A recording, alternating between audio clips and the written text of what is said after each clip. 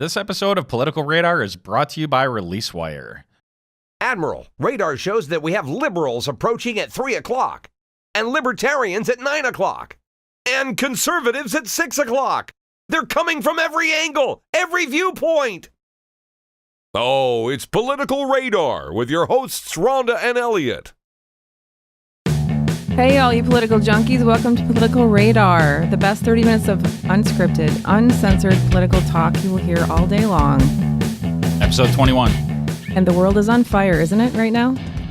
Oh, not really. I think it is. In July 2016, it feels like the world's on fire to me. Okay, so today we have episode 21. We are going to talk about sex. So if you've not listened to Political Radar, I believe a lot of people will tune in at this point, don't you? Well, I mean, they have to know about it in order to tune in. So if they know about it, they're probably going to listen anyway. Let's hope so. Let's hope that they definitely tune in for this episode because it's very important. We have a guest in the studio today, Kim Klein Dorchester. I practiced her name, Kim Klein Dorchester. Do you want to introduce her? Yes. Let's let Eliot, you can introduce her. Well, Kim Klein Dorchester, thanks for coming in to talk to us. Well, thanks for having me. Pleasure to be here. And Kim, I've listened to every episode, some twice. Kim is a very loyal listener as well as a Green Bay public school parent and I would call you a citizen advocate. Yes, I think you're pretty involved in what's happening in the area and national, state, local politics. You pay a lot of attention. I do. I care about our community quite a bit. I love Green Bay.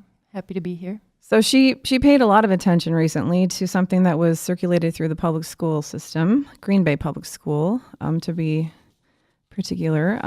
There is a handout that was given out as a result of sex education in classes that are middle classes, right? The classes are actually happening in middle school. She's an 8th grader, but she was taking the freshman high school health class for high school credit. But it was facilitated in the middle school. So she's in middle school. So right. Yes. So she's in middle school. She's taking it. So as a middle schooler, you're able to take this class, this health class that now, because of legislation in 2012 that Governor Walker passed, yes, includes abstinence only. Well, it doesn't only include it. It's supposed to emphasize it over comprehensive sex ed.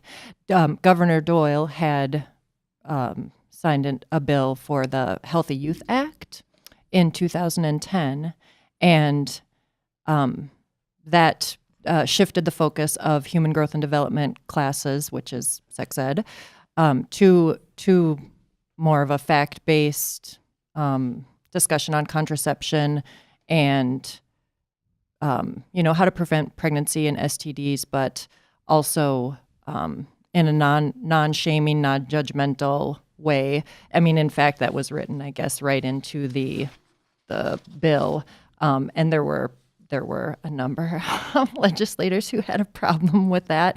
In they particular, have a problem with what? Contraceptives? With anything being taught at the expense of abstinence only. The abstinence only should be the focus, and it seemed I wasn't aware of all of this legislation. I got the packet, and the packet was very alarming to me, and that sort of sent me on a fact-finding, backtracking. So let's make sure people understand. So you got a packet from school through the health class that your daughter, as a middle schooler, received. Yes. Okay, and it was very, very alarming to me, and it seemed to be kind of incompatible with some of the other things that she was telling me that she was learning in the class. Like the things that we were discussing when she would come home from school were things that were all, they were things I was happy that she was learning about consent. And there was discussion about contraception and about peer pressure. And in fact, she came home one day and told me that her health teacher had, given her kudos, made a big deal out of the fact that she made a point to say, well, my mom always tells me also not to pressure other people. It's not just about about resisting pressure that's coming toward you, but it's also about not pressuring other people. And so I really was feeling like we were in a groove. I was appreciating what she was learning and what she was discussing with me when she came home.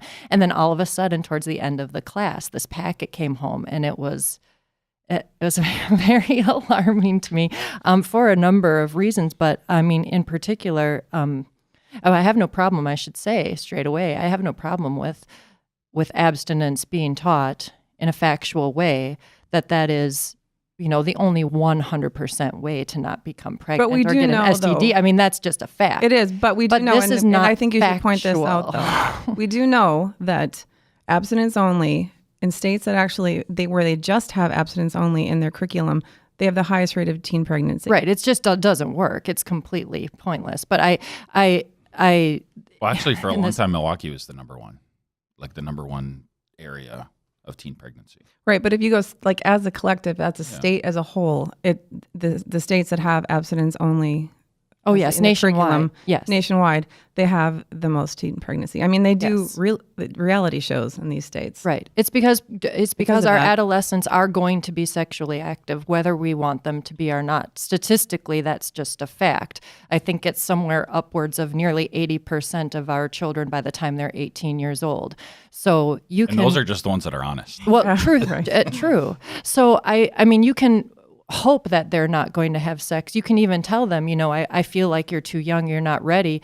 But then in the next breath, you have to say, but if you are going to be sexually active, this is how you protect yourself. This is what's important. And you have to teach about contraception. You have to teach about consent. You have to teach about, self-respect and mutual pleasure. And I mean, the whole sexual experience, there is nothing abnormal about adolescents becoming sexual beings. That's completely normal thing. So, repressing that or shaming that, it only leads to dysfunction and trauma. So, but this particular packet, in addition to not being just strictly factual about abstinence, it asks questions that I do believe are shaming. Can we back up a little bit, though? Yes. Okay, because I want to make sure everyone listening, I want them to, as much as we can give them today, as much information as we can give them today, because you and I have been working on this. Yes. Because there's a lot that's actually alarming about this whole experience. So with this law, you and I learned that there are some, I guess, as far as who's going to roll the curriculum out in this class, we learned that there's actually a community advisor group, correct? Yes. That is who's making this curriculum up for the health class in public schools. So public schools are receiving curriculum from a community advisor group. And who is included in that group? Because according to the law, they actually had to, I guess, get a collective of, was parents, teachers, was it nurses? It's parents, teachers, health care professionals, students, and a clergy. And clergy. And that's the one word that caught me off guard was clergy. I did, though, in my research, I did discover that was also the case even with the Healthy Youth Act that was, that did emphasize comprehensive sex education. That was still the case as well. There was a member of the clergy, in addition to all those others. Which is interesting, though, because we all know that clergy, they come from churches, correct? Yes. We know that churches do not provide tax resources to public schools. And so that is my problem with that. Well, on the other hand, though, half of the people that are paying taxes feel the other way, and they want a clergy person involved in this stuff. So what do you say about that? Who are those people? The half that vote Republican. We have public schools. Republicans go to public schools too. So I mean, to be fair, they want this. It's not about that though. It's about the money issue. That's the part I have a problem with. Well, they pay money. No, they want that representation. But the church itself. I'm not saying I agree with that. Okay. Yeah. The church itself, this is though. Like realistically, though, we can't get rid of that because half of the people are going to be like, no, we want that. But we're not looking to get rid of that. Well, what we're looking at is literally finding out. So these are this is what people have out there for. This is who's going to be deciding the curriculum. Right. Who's the person choosing the people in the Well, that I don't know, group? and I have asked that question, and I have yet to have that answered. I don't know how the Community Advisory Board is appointed or who appoints them. I don't know if I asked specifically, is there an application process? Is it just you select people who have expressed interest? Because then I immediately raised my hand that I would be so happy to be on the next community advisory And that's a board fair for the question. next, right? That's a fair So I don't question. know. I haven't gotten the answer to that question. In Soviet Socialist School District, Oh chooses you. God, it's like Okay, a so- replay of the Noah Reef episode all over again. Let's not get I off couldn't- track. Okay. Let's not get off That track. is that is part of the track, though. That- When we have a collective district, when we have collective education, you have to accommodate all viewpoints. Right. I'll I accommodate viewpoints, but just throw your money at the table. That's all I'm asking. Well, they would say that they do pay taxes. The parents of the students in the pay taxes. community. Sure. And to be fair, other nonprofits don't pay taxes either. So, But are they putting their really horrendous I don't know. handouts in our school? Does Planned Parenthood pay taxes? They don't have anything in the schools like this, though. Let's talk about the handout, because I I don't think know. that's something that's important to get to. Okay. The handout, I don't even know where to start. There are so many problems that I had with it. But I guess what started, the bells going off in my head, like what, was my daughter was looking through the packet and was reading a couple of the questions to me out loud. I had not looked through the packet yet myself.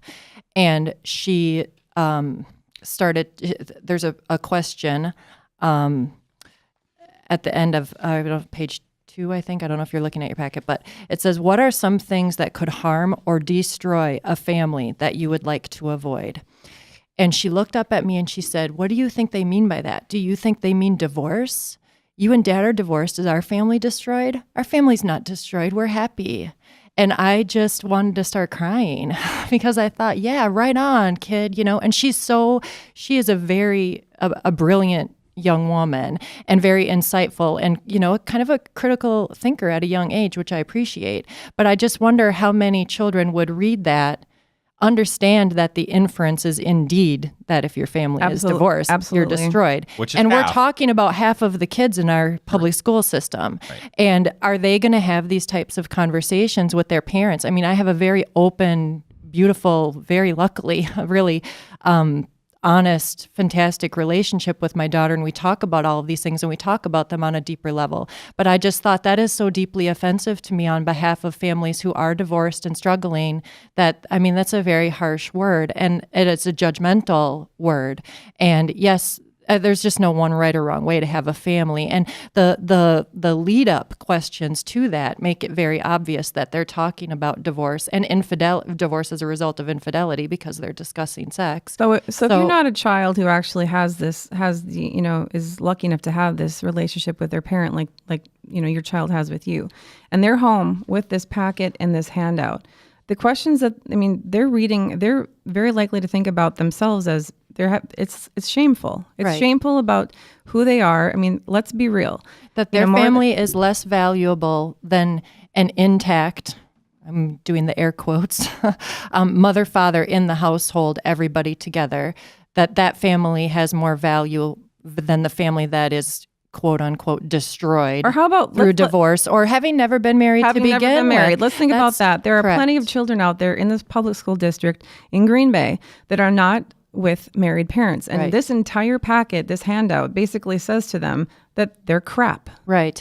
That's the suggestion. Yes, there's just no doubt about it. Because there are so many questions too about unintended pregnancy and teenage pregnancy and basically how that destroys all of your hopes and dreams. There's a setup where you're supposed to write, what dreams you have for your future. What does permanence mean to you? And then basically, that leads into, well, then what happens if you get pregnant or you get somebody pregnant? All of your hopes and dreams are squashed.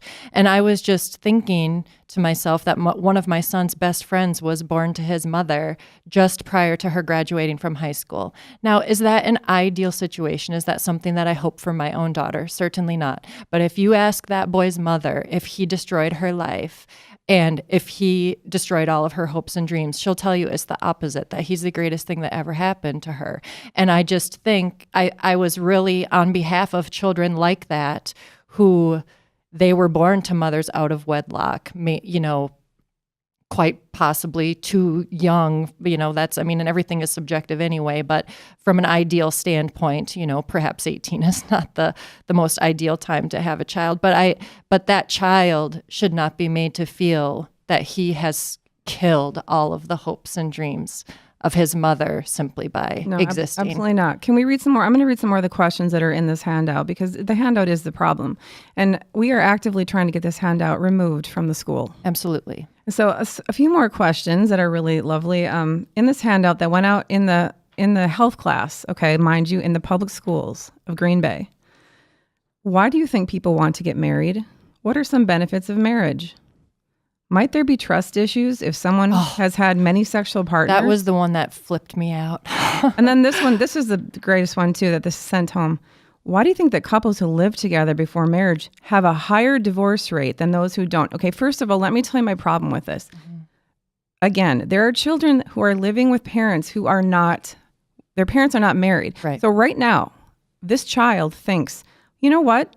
My parents are going to get divorced because they're living together. My daughter asked me that very question. Exactly. Because my husband and I did not, but my daughter's father and I did not live together prior to getting married because of his religious beliefs and his family's religious beliefs. And they insisted that if we lived together before we got married, that we would get divorced. Well, we didn't live together before we got married, and we did get divorced. And my husband that I'm with currently, he and I lived together for a number of years before we got married. And it would have really been okay with me to just continue living together. I don't have an issue with people who are unmarried. I don't care if my children ever get married, to be quite honest. And if they never get married, I certainly don't want them denied the full experience of being human and being a sexual being just because they're not married. That's why we need to push to get marriage out of government, period. Okay, well, I don't know that I would argue with that. Yeah. I mean, so rather than pushing to allow gay people to get married, we should just push for that's just a religious thing, and then it's definitely not included. And I think that's a good point to segue into that. This is a religious thing. So who is responsible for this handout? Why is this handout in the hands of public school children? Why did your child bring this home for 10 extra credit points, right? Is that what it was? Well, it was for 10. She described it to me as extra credit points, but no, it was just the points to fulfill the requirements of the health class. So they were required to take it. Each section. Well, this was my question to the health teacher. And she said, like every other thing that comes home, it's not a requirement because parents can opt out of it. So, of course, I did opt out of it. My daughter and I we spoke at length about every single question. And so it wasn't like we ignored the packet or didn't do the packet, but we did it in our way at home, using our critical thinking skills. But I did email her and tell her, I wasn't going to have her actually answer the questions. But I feel like there's a bit of a semantics going on there, because when I asked her if it was a required handout, I didn't mean, are you going to force my daughter at all costs to do it? I know that she can't do that because I have rights as her parent. But I want to know, is this part of the curriculum, mandatory within the curriculum, to be distributed to all of the 9th grade health classes? And I didn't get an answer to that question. But the intention was for them to bring it home and talk with their parents about it. Well, right? there is a parental signature sheet at the end that asks you, take a look at this abstinence packet. Are there any surprises? List them below. And there just wasn't enough space for me to list all of my surprises. We all disagree with the fact that this is being promoted through the schools, right? But through the public schools. Through the public schools, right. But don't you think that it is good to have those conversations, especially if you disagree with it? So that you have an opportunity. I mean, this is out there. Half the country. If you're a parent who actually has that opportunity, because again, Kim is very mindful. That was my right. A lot of parents that was my biggest concern. Was that this would be. Not everybody has the relationship with their parent. Not every, and in fact, I think it's kind of an anomaly. I mean, we've been so open about sex and sexuality, and from the time that she was really young, I just answered all of her questions very honestly and factually and without emotion, without embarrassment. So she's been able to come to me all of these years with any questions that she had that her friends were like, "Oh my gosh, you asked your mom that," But that it's just you always have to been have open. a reason why everything is moved off the kitchen counter. So anyway, they started it, just for the record. With that understanding that I think that she and I sort of have something that is a bit of an anomaly, I just thought about all of the children who are taking this home and filling it out on their own without discussion, Which is a lot of children. internalizing the shame of the judgment of the packet. Okay, can we talk about some more shameful things about this handout? So there's actually a website that is on this handout, and it's the greattowait.com website. So I went to that. I know you went to that as well, Kim. And when you look at it, basically it is, it's interesting. It's not a surprise what's on there. But if you start looking at some of the sources for some of the content, it links to the Institute of American Values. Now, the Institute of American Values is very right-wing, conservative, religious-based material and content and message. As a matter of fact, their president was I would say, probably biggest opponent of California Proposition 8. He went and spoke against marriage equality. Now, this person is actually linked to, if you think about it and you backtrack. So this is what is literally being handed out in health class in public schools right now. And I think unless parents connect the dots, follow the paper trail, they don't understand this. Okay, so yes, I do have an issue with the tax issue, but it's also, you're talking about marriage. That is something that is, this is, if I looked at this handout, I would think it was from 1950.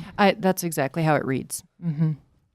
What do you think, Eliot? Well, okay, so I looked it up. Planned Parenthood is a 501c3. I thought they were. So that not only means they don't pay taxes, but it means that if you donate to them, you get to deduct from your taxes. Mm-hmm. So that is almost, you don't get to deduct your church donations.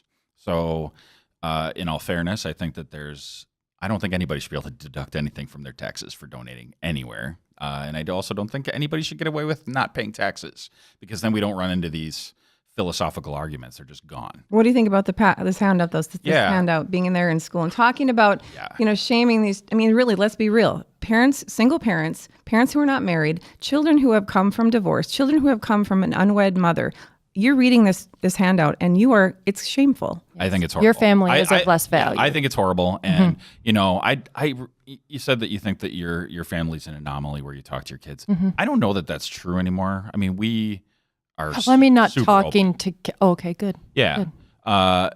And I think that is more normal than not. And I think more people agree with us than not. Then there are a lot of people that are voters. I think about my family. They're very conservative Republicans for the most part. And they're going to come from a standpoint of they want their values represented, and they are taxpayers. And that is the issue with having public schools, is you have to accommodate all these viewpoints. The same argument that those of us in favor of marriage equality would use. They are taxpayers too. They should be able to get married. Though that is a valid argument. But then we also have to accommodate this somehow. So I guess, with the time left, I disagree with what's in there, but what do we want to see actually change? We're not going to get rid of it completely. Why are we talking about marriage? Why are we even talking about marriage in health class? Why are we doing that? Because there are half of the population wants that. They want kids to be exposed to. But then they can get that in their confirmation classes at their church. Totally. Exactly. You know what? I totally agree with that. However, they would say, well, gay people don't need to get married. They can just live together. Well, then they can say that at their then. church, but they don't need. You know what I mean? So like these arguments, they go both ways, though. And I think this is relatively new. I don't. But I think I feel like this goes above and beyond. So what do we realistically think we can do about? Well, realistically, what I would like to see happen is at the state level, I would like to see a return to comprehensive sex education, such as we had with the Healthy Youth Act. Until that time, how was that different? Because that did not emphasize abstinence only as the preferred method of instruction, or the preferred instruction, but it included it. Like, I have no problem. Obviously, we should be talking about abstinence within the context of comprehensive sex ed as one healthy option, and the option that does guarantee 100% you're not going to get pregnant, you're not going to get an STD if you're not being sexually active. And that is just fact. And even with the new law, the way that, it's written, I mean, even if we were emphasizing that abstinence, is the preferred way, that this packet is not that. This packet is more about a certain type of family. It's lifestyle. Holding more value it's a than another. Packet. And that doesn't have anything to do with the facts of sex. Okay, and I have one sex more ed. analogy, Okay. and then we can wrap up. Okay. So what about when we're teaching kids about drugs around the same age? Mm-hmm. If they're saying, marijuana is bad, which it's against the law right now in Wisconsin, right? Mm-hmm. So what if your parent smokes pot? These same kinds of Well, questions come up, right? yes. So I don't agree with the just say no in the DARE program, to be honest. Okay. So this becomes a bigger conversation, really, because we're looking at all these family issues, and but they need to be talked about somewhere, right? I mean, do we want the district to not bring these things up? Because what if there are kids who don't have parents that are good, that are talking to their children? I would say then they can come up with a handout that's not basically, pages of shaming single parents, parents that aren't married, children of divorce, children who, were born to unwed mothers. They need to come up with better content because this is unbelievably horrible. So you would be open to a compromise where they are a little more fact-based and not opinion-based? You know what I want to know? this is what I want to know. Who's collecting this information? What are they doing with it? Why do they want this? I'm not even going to answer that question because this is really what I'm wondering. Why are you asking me this? Why are you asking our family this? Why are you asking these children? What are you doing with this information? I mean, I'd like to know that. And I'm hoping to get an answer from the Green Bay Public School District on that. Very interested in we are going to be pursuing this issue. We're going to get our answers. We are definitely going to find out, the answers to those questions. Yes. Because they're important. Where is this coming from? Who wants it, and what are they going to do with it? Yes, I want the packet out of the school system, but I also don't want it to be replaced with something so similar that it was a moot point in getting rid of it in the first place. Right. So I guess that's the main thing about all this. I don't like that. There's a lot of things that come home that I don't like, though. So, what do we legitimately want it to change to when we know, at least I'm saying that I think that this is the case where half of the people do want that. I don't know how we realistically want that to change. At the school this came from, which is Aldo Leopold Green Bay Public School system, that's the school there. I would argue that I don't think half the amount of parents there would be okay with that. I don't either. So And I Aldo think should that have a if different packet than other schools. Oh, no, I don't think anybody should be getting the packet. And I do think that the half of the parents, I would argue that it's probably not half as well. But who knows? So let's say it's half.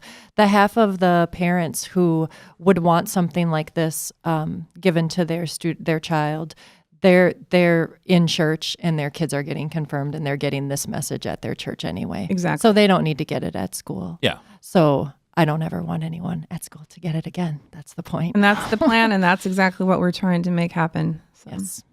Done. Thanks for having me. This was we decided it. fantastic. Oh, okay. I think Yeah. I think we Well, should. if everything we should could all only be be the that school easy. board. That sounds great.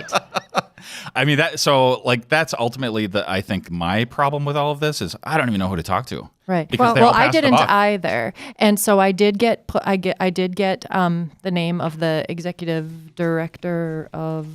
I don't remember the executive director of secondary teaching and learning for Green Bay Area Public Schools, and he's the person that I've been communicating with. And I had most contacted recently. Brenda Warren, who is the school board representative for the area, and she didn't respond to what I said directly. What she did was I sent her the handout, what I was referencing, and she actually then contacted Mike Freeze, who is with this, the curriculum for the Green Bay Public Schools, and he got back to me. So we're on top of this. We're going to take care of this somehow and whatever, make something better appear because this can't be happening anymore. And Agreed. if Rhonda and I agree, that pretty much makes it true. Yay. I'm so happy to be on the agreeable episode of Political Radar. Well, thanks so much for coming on, Kim. It was Really a pleasure. appreciate it. I like you people.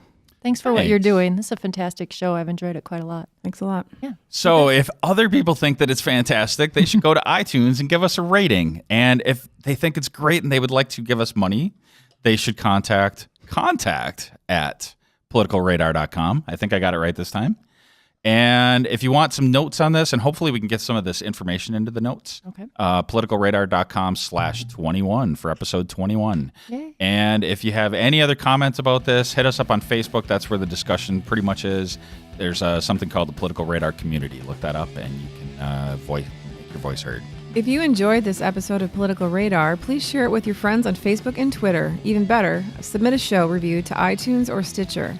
To listen to other episodes of Political Radar, please visit politicalradar.com/episodes.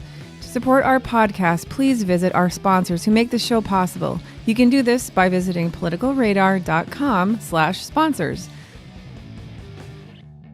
Thanks for listening to Political Radar. To ensure that you never miss an episode, subscribe on iTunes or your favorite podcast app. To stay up to date, visit politicalradar.com or connect with us on Facebook or Twitter. This episode of Political Radar is brought to you by ReleaseWire. ReleaseWire is a powerful media engagement service connecting businesses to journalists and bloggers. If you need to get the word out about your business, ReleaseWire is an effective and affordable way to reach journalists and bloggers who are truly interested. And we have a special offer for you today. Submit your first on-demand press release with ReleaseWire and save 25% by entering the discount code PoliticalRadar. That's Political Radar. ReleaseWire, from release to results. Political Radar is a proud member of the Newsmakers Podcast Network, an ever-growing network of podcasts covering a wide range of topics. Check them out at npcn.tv.